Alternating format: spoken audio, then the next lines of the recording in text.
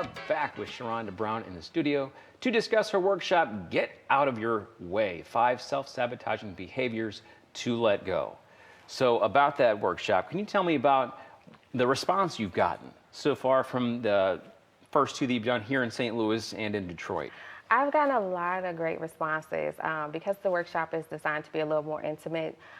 There were a lot of people having breakthroughs. There were a lot of people that were excited about understanding mental health a little better and understanding that they don't necessarily have to have some serious clinical disorder in order to see a counselor or see a therapist, and they learned how mental illness begins, and I think it made them feel very empowered and more in control of their own mental health. So I got a lot of great feedback.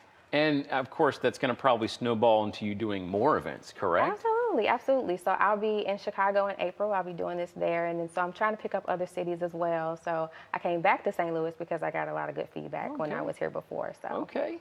And you're an author of many books as well. I am. I write nonfiction books pretty much about my life. I grew up on the south side of Chicago and, dealt with, some of the same behaviors that I'm teaching people how to deal with now. And I write about that and I speak on that a whole lot. So hopefully people will learn something, about me, not just professionally, but personally by reading my books.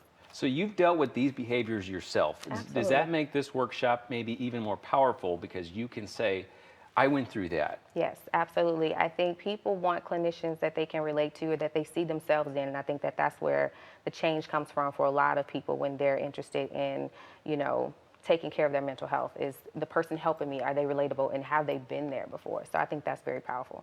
So do you think mental health and seeking assistance from a counselor is stigmatized, or is this kind of workshop a way to help people get around that? It's not scary to see a counselor. Yes and yes. I do think there is a negative stigma associated with seeing a counselor. I have to convince people and tell people all the time, you're not crazy if you want to see a counselor. I think that it's kind of like having a cold or, having the flu. Like, I'm sick, but I don't want to go to the doctor. It's the same way with, seeing a counselor. I'm stressed or I'm overwhelmed, but I don't want to talk to anybody about it. So I think that it's important to understand that we all need therapists. I have a therapist, even though I am a therapist. And I hope that the workshop will definitely give people more of a relaxed feeling towards seeking help. You almost feel like you could almost talk to yourself. I'm a therapist and I need a therapist type of deal. No, they're totally different from me, but it's nice to have somebody that I can talk to. So is it difficult to treat somebody with a self-sabotaging behavior? Because maybe, are you sure you're dealing with that or depression, or is this maybe even a lead up to depression? I think the self-sabotaging behaviors are the easier ones to deal with, which is why I want to be more, preventative. By the time you are dealing with depression, you've surpassed the self-sabotaging behavior. And I know like the technical definition, you'll see self-harm as a self-sabotaging behavior, but to me, at that point, you're in the mental illness. So what my workshop describes are behaviors that occur prior to getting to the point of depression. Sometimes when you're dealing with the brain, you peel back one layer and something else comes out.